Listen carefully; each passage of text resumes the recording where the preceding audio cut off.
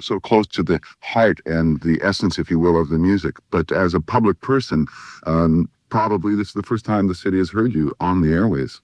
Yeah, well, in the very early days, we used to talk to everybody and anybody, but that kind of communication tends to get abused.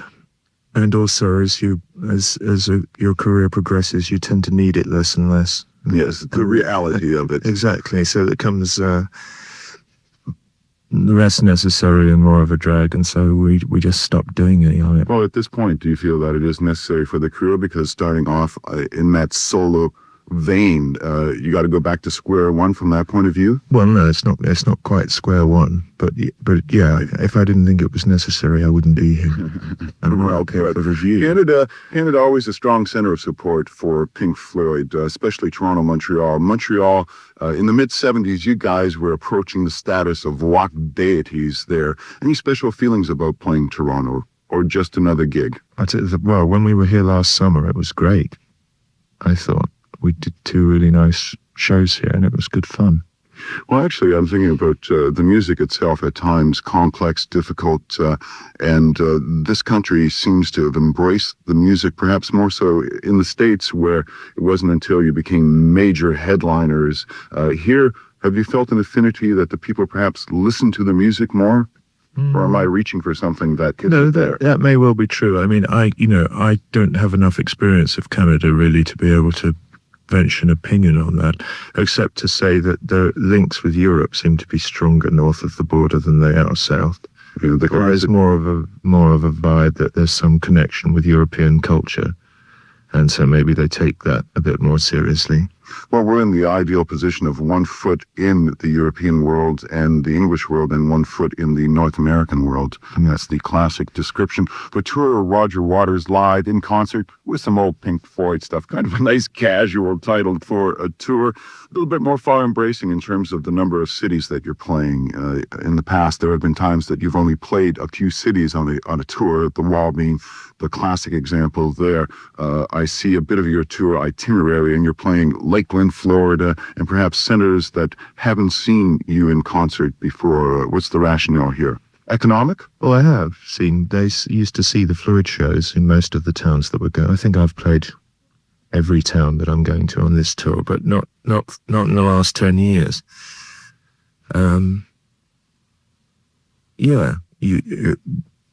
It would have been a futile exercise, really, to put a show like this one together and only play, 5 or 6 towns.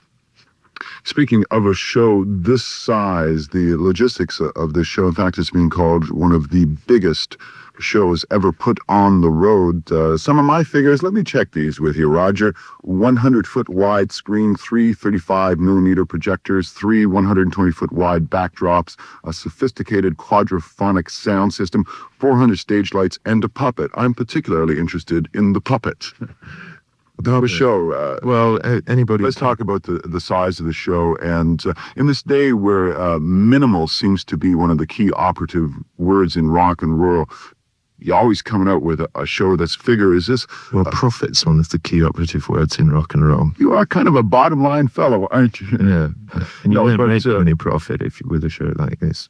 Well, is the feeling also that people need something larger than life in their entertainment? Well, I've always had the feeling that if you're going to work in sports arenas, it's better for the audience if you produce some kind of theatre. I've never been a great fan of the idea that rock and roll shows are okay because the fan is allowed to be in the presence of their idol. I think there should be more to it than that. And also more to it than just smashing them over the head with a big sound system. Masochistic as they are, some of them. I've always appreciated bands and acts that think about the person in the last row of the stadium. It's great if you're in the first 100 rows and you seem to be more physically part of the concert experience, but the people in the back rows in the gardens, it'll be the Greys, have every right to feel a part of that show. So in a certain sense, these large shows do give more value for the Well, that's what they're designed for. That's why we started doing them all those years ago. And that's also why I stopped doing stadiums. We did one tour in '77 of stadiums, which was just horrible. Okay, we're going to get to some music here. Sorry, go ahead. Well, just because there are so many people that one can only feel any kind of real contact with about 10% of them. And yet Pink Floyd, one of the few bands that could actually, you could argue that you can do or could have done your shows in those stadiums. Where a lot of other bands did. 1977, we did a whole tour of them. And I loathed it. I mean, it was ghastly. And of course, people were pleading with us desperately to go back and do some more. But I wouldn't. We're going to get to the solo music right now, the pros and cons of hitchhiking. Is that a phrase, by the way, that you're comfortable with if somebody's describing the music that you're making now? For us, of course, it's just a catchphrase, but do you think of it as solo material or... No, it's just me getting on with my work. I mean, I'm getting on with new work now. Before I came out on this leg of the tour, I've been making demos in the studio at home for a new album. Pros and cons of hitchhiking, the album, is a fairly complicated piece of work, which people will take on whatever level they will, or not take at all, in most cases. Let's have a listen. And 870-9152 is the number to call if you want to chat with Roger Waters right now. Here is the pros and cons of hitchhiking from Rock Radio Q107. Toronto, the pros and cons of hitchhiking. Roger Waters, our guest tonight on the show. Roger, in concert tomorrow evening, Maple Leaf Gardens. And this tour, Roger, started off in Detroit City, and you're going to, mid-April or so? Yeah, that's right. We go from here to New York and then a couple of other cities in the east, and then we go to the West Coast and work our way back. Now, you're going to be doing an interesting gig in New York City at the Radio City Music Hall. And it's going to be a satellite broadcast and something involving holophonic sound. Perhaps you might explain that to the lay people out there and not too technical. This apparently is as close as we can get to the way the human ear picks up sound. Yes. How can I describe it in short? Anybody who knows anything about recording will remember the dummy head, which was a sort of plastic replica of the human skull with a microphone in each ear socket, which was called binaural sound, and gave you some sense of movement that was a bit more than stereo. This guy called Hugo Zuccarelli, who was a physiologist primarily, decided that wasn't the way that we don't identify where a sound's coming from by virtue of the fact that we have two ears. Or if somebody's completely deaf in one ear, they can still point with their eyes shut at where a sound is coming from. So he tried to work out how it was that we did it, because it was a bit of a mystery. And in the end, he decided that we emit an ultrasonic white noise, ultra high frequency tone. And that we interpret the interference patterns set up between... Is this too technical? A little bit, okay. But the idea is that, Roger, by the way, saw my eyes drifting off to the... Just let me finish. Let me finish. Our brain interprets the interference patterns created between incoming high-frequency information and the tone that we're putting out, and that we decode it. And that is how we establish where something is. So he built this head, which is physiologically very, very like a real human head. And he built a machine to transmit the tone. There's a formula and makeup of which he keeps a deep, dark secret in his Argentinian heart.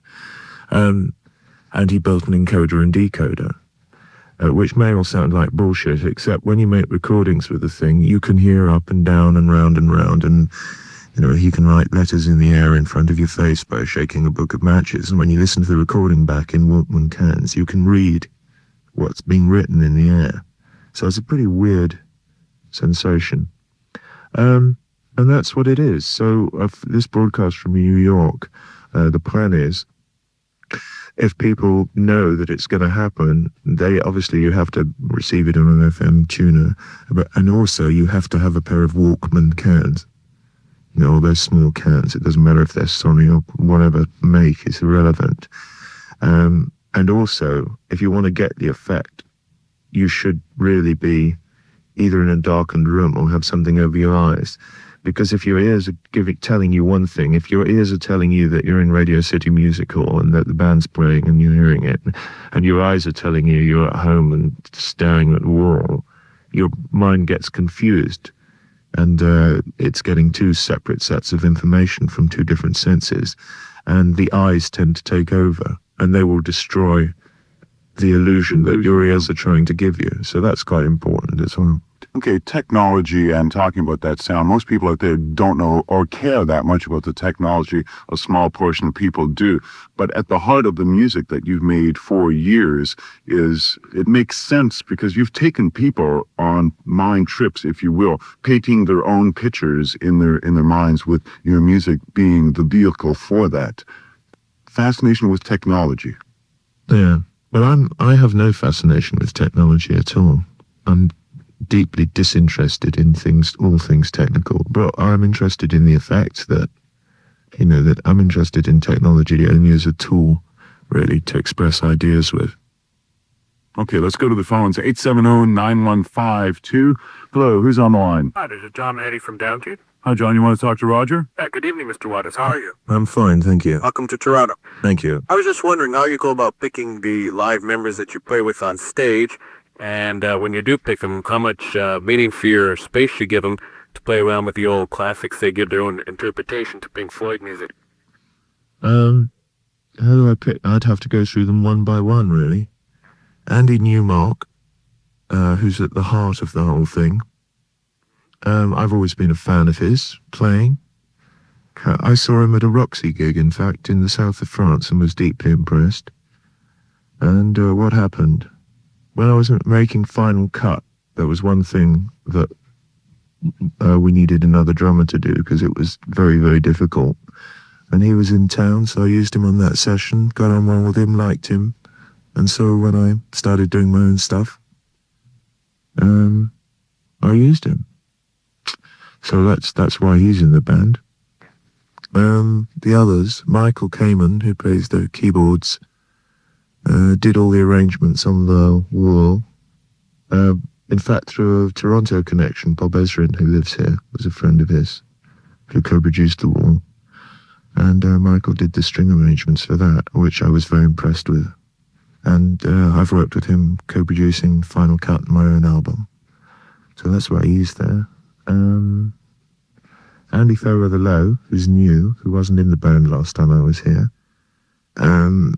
is one of the best and least known rhythm guitarists in the world. And also I'd always admired him for his singing voice from the old days and from his solo career. And I'd last seen Eric Clapton, in fact, recommended him to me because Andy was on the Arms tour. I don't think that got up here. You know, they did a tour for multiple sclerosis. Yeah, it didn't reach Toronto. Noel Collins. I mean, if you're in London and, Noel Collins is the saxophone player, that's all there is to it. How about the part about the latitude in terms of the material? Well, players have their own styles, and we build up the sound of we start with the song. First of all, the people who don't know it, we teach it to them so that they know what the chords are and they know how the thing goes, and they maybe listen to the old version of it. But having done that, then it's a question of getting in a room and playing it together. And every few bars, right, hold it, no, not like that. And then, of course, their personalities and their musicianship are a part and parcel of the group act of rearranging the material. So the band creates itself in a way. Okay, thanks for your call. You mentioned Andy Newmark, Roxy Music, of course. Most people are familiar with his work in that group, but he also appears on John Lennon's Double Fantasy album, and we're going to listen to a track by way of introducing Roger's band that you can catch tomorrow night at Maple Leaf Gardens. 870-9152 if you want to talk to Roger right now. John Lennon, Q107, Rock Radio. The Rock Report. Joining us this evening is Roger Waters in concert tomorrow night at Maple Leaf Gardens. You can still grab tickets for that show at Bass. And the inevitable question, Roger, is the status of Pink Floyd. Do you want to deal with that one at all? David Gilmour was by when he came by with his tour 6 months ago, and I swear I couldn't figure out what he said in the end, what the status was. Essentially, I got it's on hold. It's not over, but it's on hold. Is that correct? Well, that's his opinion. My opinion is it's over. Really? Do you want to touch upon that? Why? Well, it's a bit of a... No, I haven't heard that. In fact, what we're saying on the air here, that Pink Floyd is over, this is a cataclysmic decision in the world of rock and roll. Well, it's not a decision. It's an opinion. It's my opinion.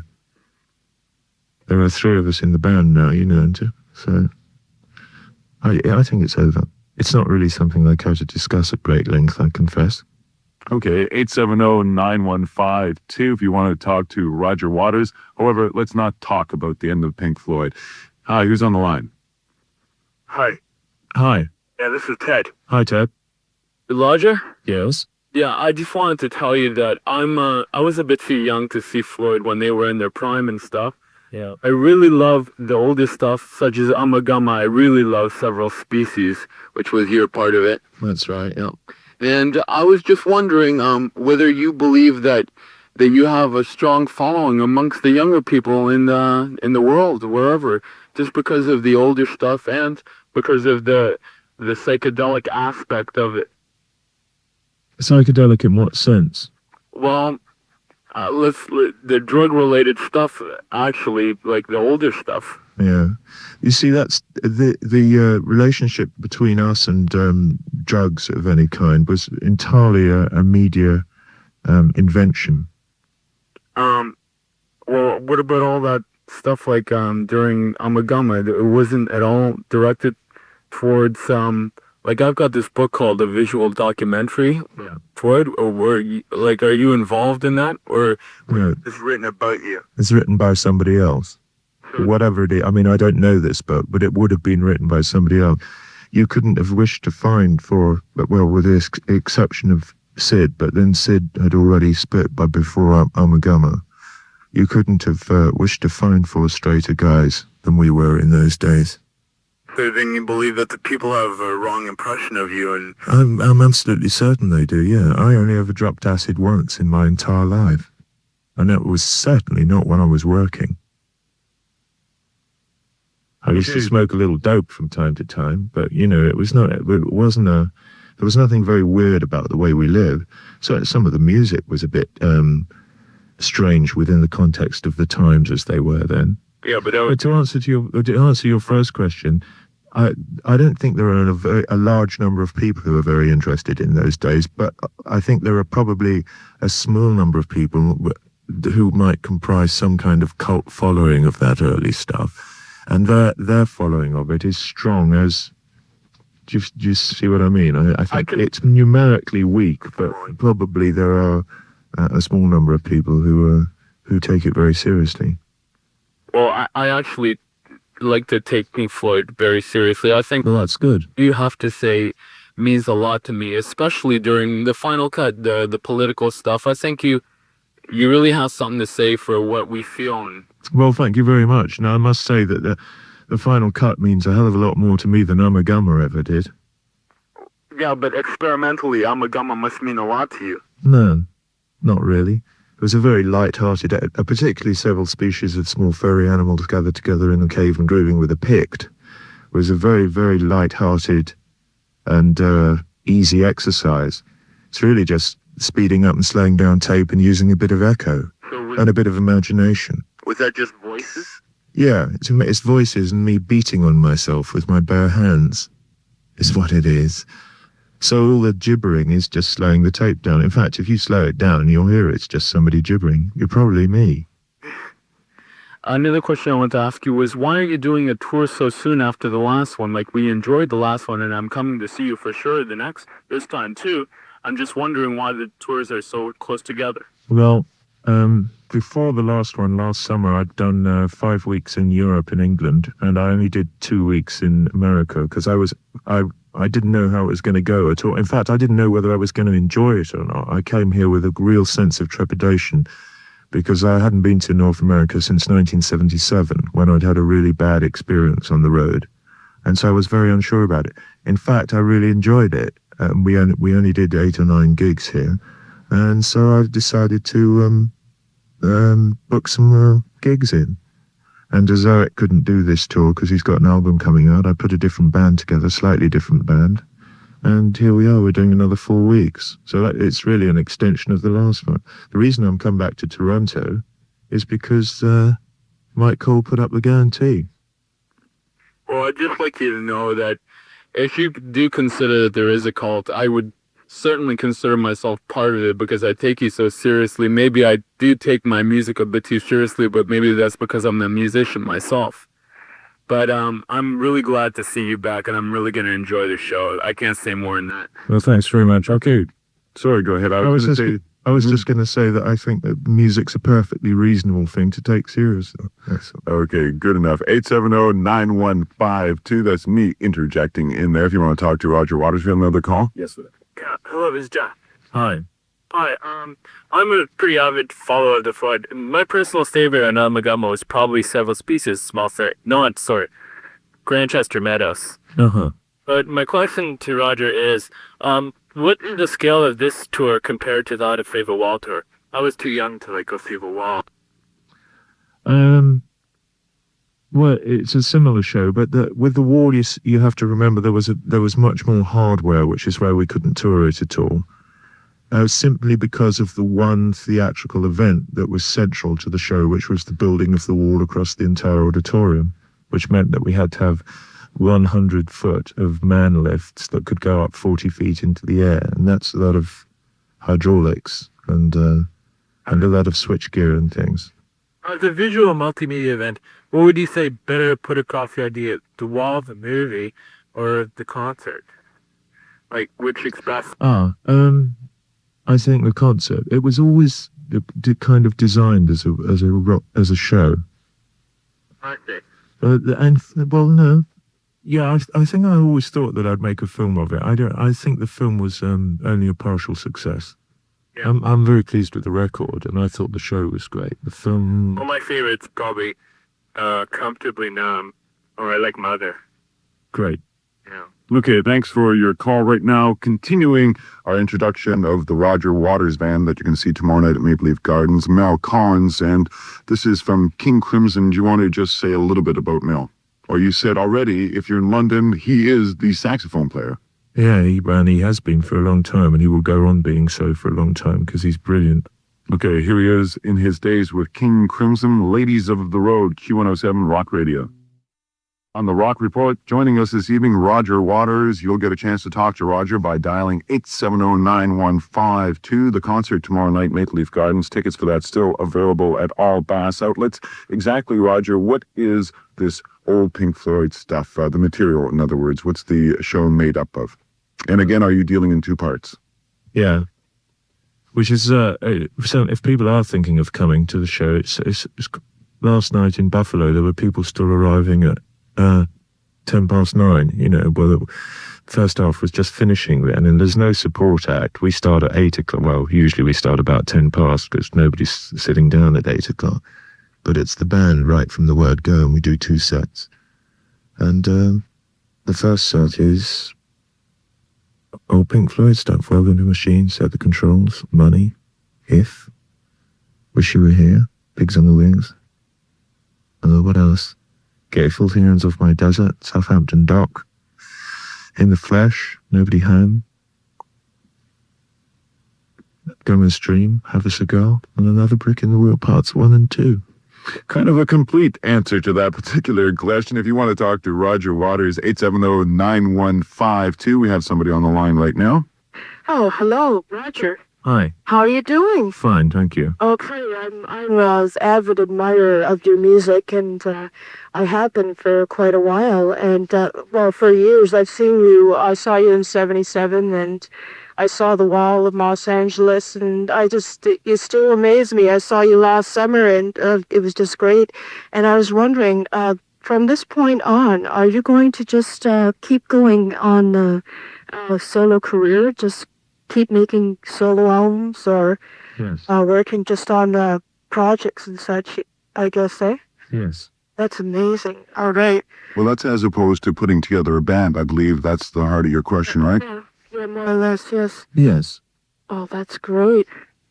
Okay, I must say, this is fantastic. I'm just so amazed talking to you. You're just, Well, I've to give you a more complete answer to your question. I've actually started working on a new album already. I've written some songs, and they're beginning to form themselves into some shape. all right. Would it be, could you tell me anything more about it, or? No, I think I'd rather not discuss it just at the moment. Yeah, I know what you mean. Just keep it a mystery until you. Well, it's not that so much. I'm not being secretive about it, but I want to allow it its own space to develop. Really, with me writing stuff is largely about putting myself in a position where I'm open to allow whatever it is that's nagging away inside me to pop out in some form that will go down on the record or make a show or whatever. So it's something I don't like to interfere with too much. Yeah, well, I'll tell you, just keep, doing it. And Thank you. I'll tell you, I'm a musician myself, and I must say, you personally have influenced me to pick up an instrument, pretty much. My brother came from England in '67, and I listened to, Pink Floyd back then, right? And, from now on in, it was just, it was great. Okay, thanks for your call. Okay, thanks. Thanks for your call. What's interesting there, Roger, is that you see somebody here, you can almost feel them trembling, talking to you. Having met you for the first time today, you're sort of, to me, the antithesis of a rock star. I mean, in the regular world, you could slide by the street and nobody would know you. What about that emotional attachment that people have to you? Looking at your eyes, I can see that you could do without it if you had your druthers. But what about influencing people's lives? And something like Dark Side of the Moon approaching its 600th week on the chart, probably along with Sgt. Pepper, the most influential rock album of all time. An album that is not just a piece of music, but is in the fiber of people's lives. How do you feel about touching people like that? I feel very good about it. Earlier you were suggesting that sometimes maybe, if I get exposed to some of that feedback, then it's uncomfortable. And I guess it would be. Is that the reason why you started making music? Is that why you make music, or is it just No. a demon that you don't understand? No, that's not. No, the reason that I started is, I wanted to be rich and famous. There's no question. But that I think anybody who joins a band it's very likely that what they want is a big pat on the back to fill some hole in their lives of some kind or other. I'm sure that's why I got involved anyway. Probably seeing some jazz band or something and thinking, God, it would be great to be the trumpet player. Everybody would love me. Roger, thanks for joining us. We're almost out of time. In concert tomorrow night, Roger Waters, Maple Leaf Gardens. Tickets for that show is still available at Bass. We're going to take it out with a track from Michael Kamen, who's doing the keyboards on this tour, and he was involved with arranging the wall and the final cut, the Fletcher Memorial Home. Once again, Roger, thanks for dropping by and chatting. Thanks to everyone who called in. Sorry if we couldn't get to you on the line. Hey, Roger, we got to do this again real soon, eh, buddy? Just as soon as humanly possible. Thanks again. Pink Floyd, Rock Radio Q107.